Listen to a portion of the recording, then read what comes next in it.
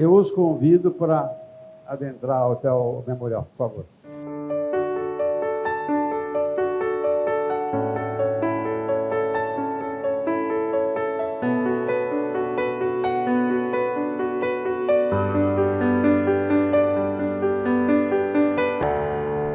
Filho de Ari de Castro Pacheco, professor de Educação Física, e Olga Silveira Pacheco, funcionária pública, Ogari de Castro Pacheco nasceu na cidade de São Paulo, em 20 de julho de 1938, no bairro da Luz, na rua Matilde Sá Barbosa. Ogari no colo da dona Olga aos 3 meses e aos 9 meses. Aqui, o primeiro aninho. Ogari gostava de brincar de velocípede, ir à praia, de se fantasiar e jogar bola. Dona Olga, sempre muito caprichosa e cuidadosa, além de cuidar bem do filho, também gostava de se cuidar. Era uma mulher linda, sempre muito bem arrumada e alegre, sorriso sereno. Nossa, como o tempo passa! Já a primeira comunhão. Ogari cursou o ginásio no tradicional Colégio Caetano de Campos, na Praça da República. Sempre que podia, ia de bicicleta visitar a avó, Dona Generosa, que morava a alguns quarteirões de sua casa. Ogari gostava mesmo de jogar bola junto aos amigos de turma. Chegou a jogar com Bellini, no time de veteranos de Itapira. Oh, dúvida, fazer engenharia ou medicina? Ogari, felizmente, decidiu ser médico. Prestou vestibular em Sorocaba e na Faculdade de Medicina da Universidade de São Paulo. Em Sorocaba ficou em 3º lugar e na USP em 5º. Ogari nos tempos da faculdade. Em 1964, Ogari se forma médico gastroenterologista pela USP. O irmão, Tadeu, bem mais novo que Ogari, sempre foi mais que irmão. Um amigo e companheiro inseparável até hoje. Sempre muito amoroso, Ogari tem pela irmã Terezinha um carinho eterno. Foi, inclusive, padrinho do seu casamento.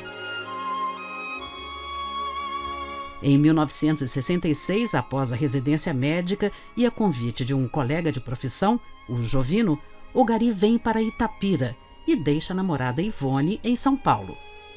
Ogari trabalhava no Bairral pela manhã e clinicava à tarde. Lá conheceu o João Maria Estevanato e então teve início uma grande e verdadeira amizade. Em 1969, sai do Bairral com o amigo Estevanato, Paulo Fernandes e João Batista Breda e montam a Clínica de Repouso de Itapira. Neste mesmo ano, Ogari se casa com Ivone. Lembra dela? A namorada que ficou em São Paulo? Pois é.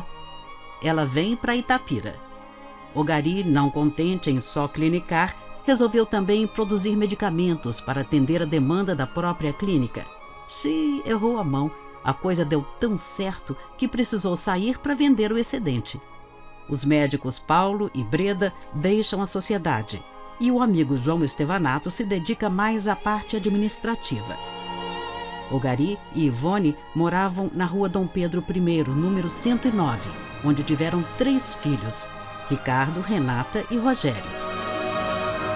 Em 1986, Ogari fica viúvo. E em 1992 se casa com a doutora Maria Adelaide. Da união nasce Ogarizinho, hoje já graduado em Engenharia da Computação. O amigo João parte em 2007, ficando a filha, Kátia, em seu lugar na sociedade.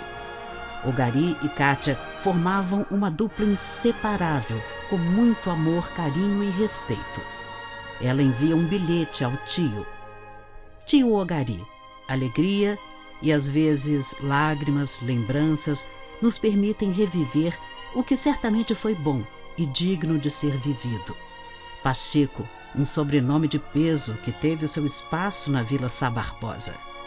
A amizade era tão sólida que nem o tempo conseguiu destruir, somente a ausência de Kátia o separou.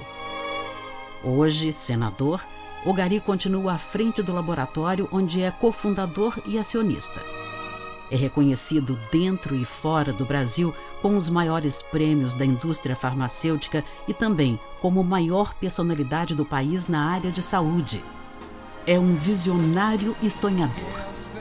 Mas o mais importante de tudo isso é que Ogari continua o mesmo homem, simples, humilde, criativo e empreendedor.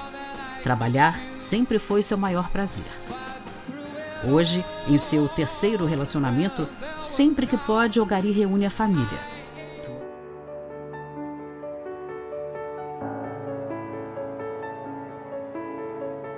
João Maria Estevanato nasceu em Itapira, interior de São Paulo, no dia 8 de setembro de 1933. Filho de Luiz Estevanato e dona Santa Réquia Estevanato. A família morava no Largo do São Benedito, onde até hoje acontece a tradicional Festa de Maio em nossa cidade. O casal tinha mais 4 filhos: Clorinda, Rosa, Olívio e Teresa. João cursou o primário na Escola Júlio Mesquita, o ginásio no Instituto Elvira Santos de Oliveira e colégio na Escola Técnica de Comércio de Itapira. Aos 15 anos, João começa a trabalhar em uma indústria química na fazenda Santa Bárbara, onde permaneceu por 3 anos, saindo por conta de um acidente de trabalho no qual perdeu o seu rim direito. Aos 18 anos, decide prestar vestibular na Faculdade de Odontologia na Universidade de Uberaba. Passa no exame e se muda para essa cidade. Lá foi morar no Sobradinho, em um posto de gasolina, onde prestava serviço de contabilidade no próprio posto. O salário o auxiliou a arcar com os custos da faculdade e manter-se nessa cidade. Ao lado do posto de gasolina, morava Íris e sua família. Os dois passaram a se ver diariamente e logo surge uma amizade. Íris e sua mãe, vendo aquele rapaz sozinho, começaram a levar refeições para ele. Tal amizade veio a se tornar namoro e, posteriormente, casamento. Quando ele se forma, em 1956, se casam em Uberaba e se mudam para Itapira. O casal teve 3 filhos, Luiz, Kátia e Andréia. E no mesmo local onde moravam, na rua Manuel Pereira, 504, Sr. João abriu o próprio consultório e começou a clinicar como dentista. Atendia no consultório e no Instituto Bairral. Por motivo de saúde, deixou a profissão de dentista e passou a trabalhar no Banco do Brasil e a fazer parte da administração do Instituto Bairral, chegando a ser seu provedor. Foi no Instituto Bairral que conheceu o Dr. Pacheco. Em 1969, Sr. João, Dr. Pacheco, Dr. Paulo Fernandes e Dr. João Batista Breda adquirem uma clínica psiquiátrica que se localizava no antigo Hotel Fazenda Estância Cristália, que se localiza na rodovia Itapira-Lindóia. O nome da clínica era Clínica de Repouso Cristália. A fim de suprir a necessidade de medicamentos psiquiátricos para a clínica, foi criado o Laboratório Cristália. Nessa nova empreitada, dos 4 sócios iniciais, permanecem apenas Sr. João e Dr. Pacheco. Com a ousadia de Dr. Pacheco e a segurança econômica do Sr. João, o pequeno laboratório começa a produzir excedentes e assim expande seus negócios. Sr. João cuidava da parte administrativa e financeira, enquanto o Dr. Pacheco buscava novos produtos para atender a demanda de medicamentos hospitalares adquiridos pelo governo. Um complementava o outro, construindo uma bela e sólida amizade baseada na confiança plena e no respeito mútuo. Em 1976, Luiz, filho mais velho do Sr. João, começou seus estudos na área de administração e a trabalhar na empresa, permanecendo 30 anos ao lado de seu pai na condução financeira da empresa. Parte de sua rotina diária, aos sábados e domingos, Sr. João também ia para a fazenda, visitava a clínica, conversava com pacientes e rodava a fábrica, conversando e questionando os colaboradores a respeito de tudo, inclusive de suas vidas e necessidades particulares. Sempre dizia que uma empresa são pessoas e que não se administra somente atrás de uma mesa. Um homem simples e humilde, sempre foi muito reservado, preservando o anonimato. Aos 70 anos descobre um câncer e em 2007 falece em consequência da enfermidade, deixando em seu lugar sua filha, doutora Kátia Estevanato Sampaio. Sr. João Maria Estevanato é o patrono da ETEC de Itapira. Em 2020 foi homenageado no bicentenário da cidade de Itapira como personalidade importante para o desenvolvimento do município. Filha de João Maria Estevanato e Iris Escúcel Estevanato, doutora Kátia nasceu em Uberaba, Minas Gerais, em 30 de dezembro de 1958. Passou toda a infância e adolescência em Itapira, onde moravam os pais. Estudou na Escola Estadual Júlio Mesquita e na Escola Estadual Elvira Santos de Oliveira, em Itapira.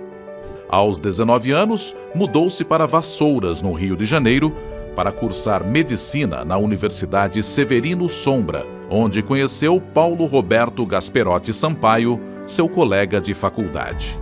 Em 1982, Kátia se forma em medicina. Em 1984, casa-se com Dr. Paulo. O casal, então, muda-se para São Paulo. Doutora Kátia fez residência médica na Santa Casa de São Paulo e especialização em pediatria com aperfeiçoamento em neurologia pediátrica. Ainda em São Paulo, o casal teve 2 filhos, Felipe e Tiago. Em 1987, o casal e filhos mudam-se de São Paulo para Itapira. Doutora Kátia atuou como médica pediátrica no posto de saúde de Itapira e logo entra para o corpo clínico da Santa Casa da cidade. Desde muito jovem, Kátia já seguia os passos do pai, João Maria Estevanato, atuando em obras sociais e beneficentes. Com a formação obtida em casa, onde aprendeu a compartilhar, repartir e acolher, doutora Kátia se envolve em dezenas de projetos sociais e assistenciais. Vale ressaltar que doutora Kátia entrou para o Cristália em 2004 para assumir as funções do pai, que se encontrava doente.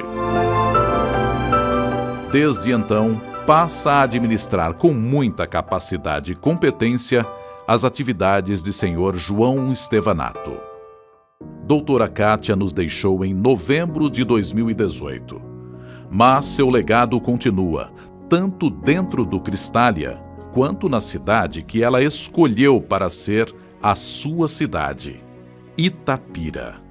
Ainda hoje, por todos os lados, para onde olhamos, encontramos um pedacinho de suas obras.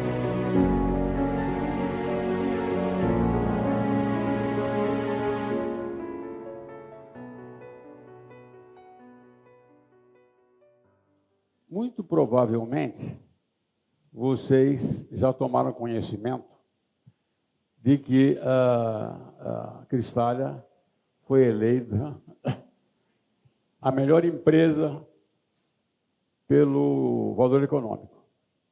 Eles nos pediram sigilo até a divulgação da premiação, que deve ocorrer nos próximos dias. Mas agora, essa semana, nos mandaram o selo, esse selo que vocês viram lá fora. Bom, se eles mandaram o selo, não tem por que esconder de vocês. Nós fomos eleitos a melhor empresa esse ano.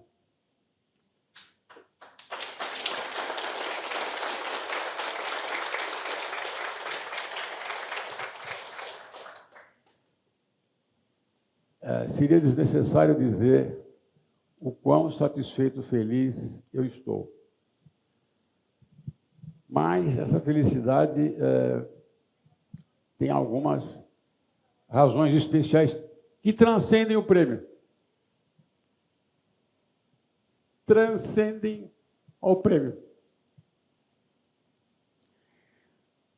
Como vocês sabem, no começo do ano passado, eu sofri um acidente, precisei ser internado, operado, acabei contraindo Covid no hospital, fiquei 9 meses afastado da empresa, 90 dias internado no hospital, depois mais o resto do tempo fazendo hemodiálise em casa. Ou seja, tive fora do circuito esse tempo todo. E eu confesso a vocês, no começo do ano passado, até o começo do ano passado, eu tinha um receio de que o que aconteceria com a empresa caso eu me afastasse abruptamente, como aconteceu com a Cátia. Vai morrer, basta estar vivo. O que vai acontecer? Era uma dúvida sincera que eu tinha. Pois bem, decorrido desse tempo todo, a empresa não só não sentiu a minha falta, como se tornou vencedora do maior prêmio do país. Isto já sob o comando da segunda geração e da terceira que está junto. Isso me deixa extremamente feliz. Eu não quero morrer, não.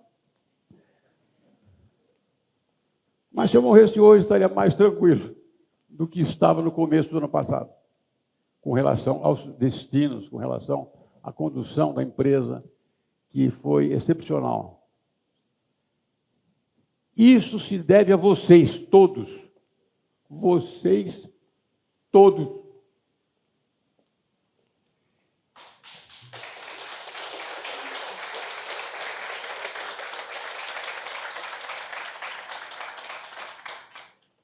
Ninguém faz nada sozinho. Eu queria pedir um obséquio especial a cada um de vocês.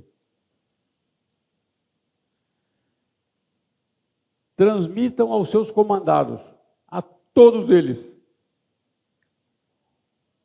o meu mais profundo agradecimento. Não se consegue fazer nada sozinho. Eu estive com o Odilon em Brasília e nós ouvimos de um dos diretores da Anvisa, em off, numa reunião, mas estavam só nós três, eu, o Odilon e esse diretor, ele falou, não fossem vocês,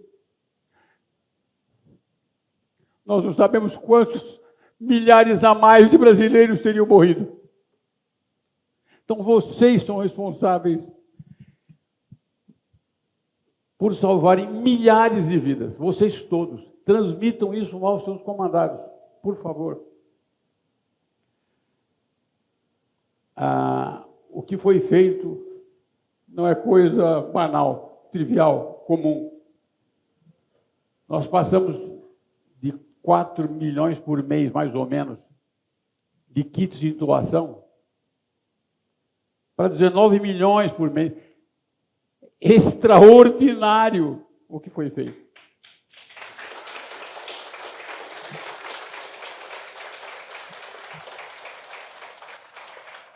E a maioria dos produtos que foram feitos ou foram com IFAs produzidos aqui.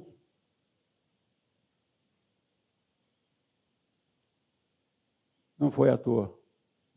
Não é de hoje que a gente investe em farmoquímica, em biotec, etc. Quando houve a Guerra das Malvinas, faltou remédio aqui, porque houve o bloqueio do Atlântico Sul. E na pandemia, a pandemia escancarou a tremenda dependência do Brasil dos IFAs importados. Todo mundo sabe disso. Então, eu já disse em outra oportunidade, vou repetir, eu me sinto,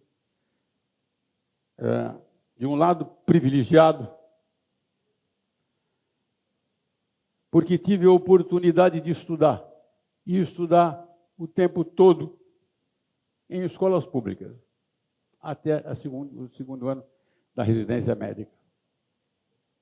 Isso me torna, na minha consciência, na minha cabeça, devedor para a sociedade por eu ter tido essa oportunidade, que a imensa maioria dos brasileiros não teve e não tem. Então eu tenho procurado devolver para a sociedade, seja através da contribuição, 35% da arrecadação do ICM de Itapira é decorrente do faturamento do Cristale. 35%, não é pouca coisa. 5.500 funcionários empregados. Mas o mais importante, minha gente, é a geração de conhecimento. São os IFAs, são as patentes.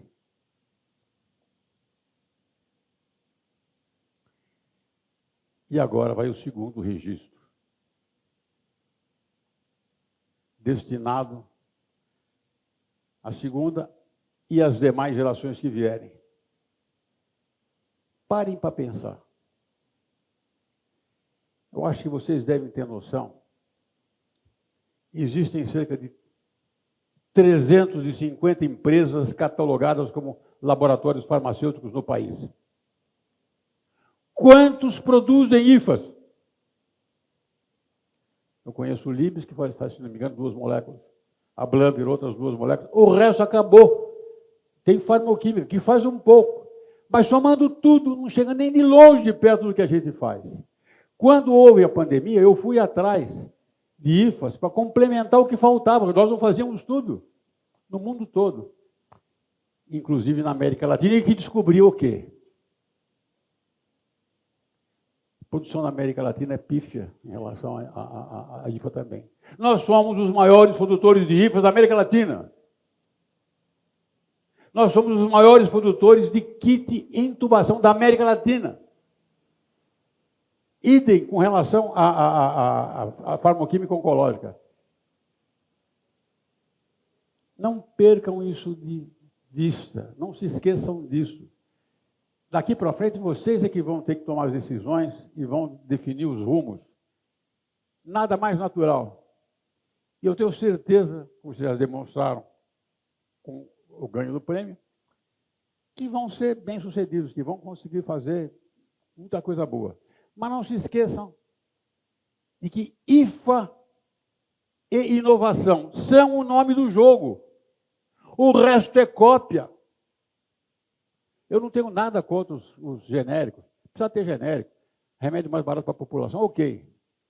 Mas quem faz cópia só faz cópia. Se precisar de IFA, não faz nada. Se tiver um pepino, como aconteceu na pandemia, como aconteceu com a Guerra das Malvinas, para a produção. Não se esqueçam disso. Eu estou sugerindo fortemente a ampliação da nossa produção de IFAs, aumentar o número de moléculas e o volume das moléculas. A propósito, o nosso conselho algumas vezes me colocou a seguinte questão: a pandemia vai acabar. Esperamos que sim, queremos, todo mundo quer também que a pandemia acabe. E quando acabar, o que você vai fazer com esse excesso de produção de IFAs e de kits para a intubação que estão fazendo? Primeiro, eu quero lembrar que o kit não é kit Covid. Fala-se kit Covid, erroneamente o pessoal fala de orelhado, de ouvir falar. É kit em intubação, destinado basicamente para anestesia e outras situações que requeiram. Trauma craniano, coisa que vale. E, inclusive, a intubação decorrente da pandemia.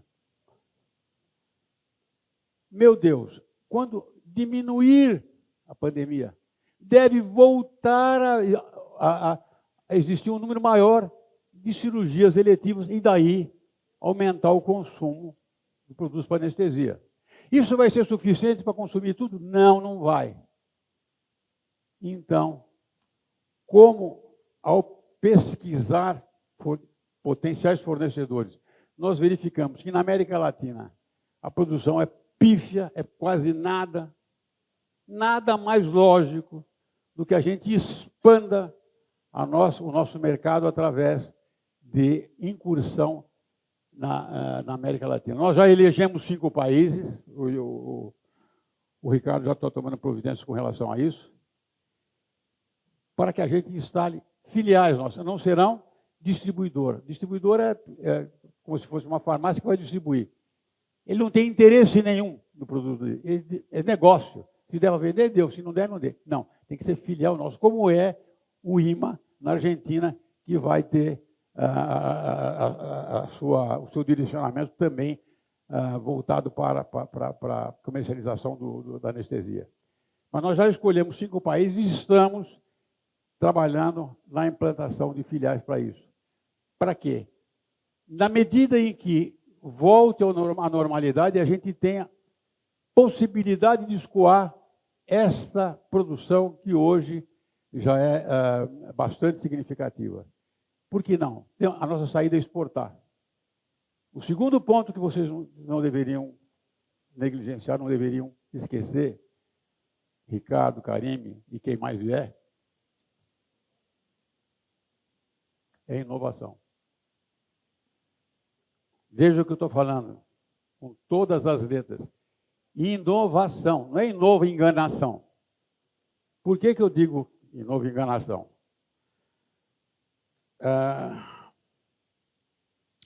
Eu não tenho nada com o que os outros fazem. Mas mudar aroma do xarope, formato do comprimido, cor da cápsula, isso não é inovação. Isso pode ser novidade, pode ser o que for. Não é inovação. Inovação, para mim, tem que ter ganho terapêutico para o paciente, para o médico e de preferência para os dois.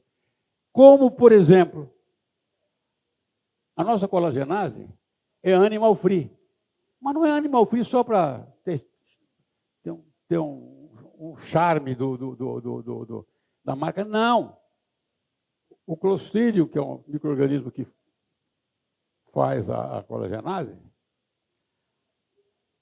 ele, originariamente, ele sempre se alimentou de proteínas animais. Ele come carne, come colágeno. Mas nós tivemos a oportunidade de verificar que houve eventos do mal da vaca louca na Europa, e antes que isso acontecesse aqui, nós conseguimos induzir o Clostridium a se alimentar de proteínas vegetais. Daí, animal free. A nossa colagenase é isenta de prions, é isenta de risco de contaminação de mal da vaca louca. Isso é inovação genuína. Isso é inovação que traz benefício para o paciente, que traz benefício para o médico, indiscutível. Quando nós embarcamos no desenvolvimento do hormônio de crescimento de longa duração, junto com o nosso parceiro coreano, Dr. Park, e nós estamos já em fase 2 na Índia, nós vamos chegar a um produto com necessidade de aplicação de uma vez por semana, uma vez cada 5 dias. Isso é coisa a de ser determinada em função dos resultados obtidos nos estudos clínicos. Isso é uma vantagem. Em vez de eu submeter a criança a injeções diárias, como acontece com quem tem deficiência de insulina, por exemplo, que precisa receber insulina diariamente, no caso do hormônio de crescimento, hoje recebe injeções diárias. Vai ter uma dilatação do espaço. Isso, para mim, é ganho terapêutico. É isso que o pessoal precisa entender. Tem que ter ganho. Não é pegar um comprimido, transformar no que chamam de um comprimido sublingual, porque ele absorve mais rapidamente. Daí você coloca o comprimido na boca, ele vira uma meleca e não absorve. Isso é nova enganação. Isso não é inovação. Compreendam isso, persigam esse objetivo, porque só assim nós continuaremos sendo diferenciados tecnicamente, diferenciados cientificamente, diferenciados para o bem. Eu falei que não ia fazer discurso, acabei falando para caramba. Me perdoe, mas estou feliz de poder estar aqui inaugurando o memorial, cuja finalidade é mostrar que não caiu do céu. Isso teve muito trabalho, teve muita gente trabalhando e conseguindo fazer coisas. E se vocês continuarem trabalhando obstinadamente, como a gente fez até hoje, nós só temos a progredir mais e mais. Desejo a vocês todos, transmitam isso aos seus comandados, o maior sucesso. O meu maior, muito obrigado, meu maior reconhecimento, que eu tenho certeza, se estivesse aqui, o João estaria falando a mesma coisa. Nós éramos muito alinhados. A gente pensava muito parecido. Acho que temos contribuído, e eu espero poder continuar a contribuir para o progresso do país. Isto é de fundamental importância. É disso que o país precisa, de algo que tenha substância, que não seja mero discurso vazio, mera conversa mole. Eu estou preparado psicologicamente, eu sei que dificilmente me ouvirão em Brasília com relação a algumas das ideias, porque elas divergem tanto do que é feito que talvez eu não consiga fazer grande coisa lá. Mas aqui eu posso, ou eu pude. Muito obrigado.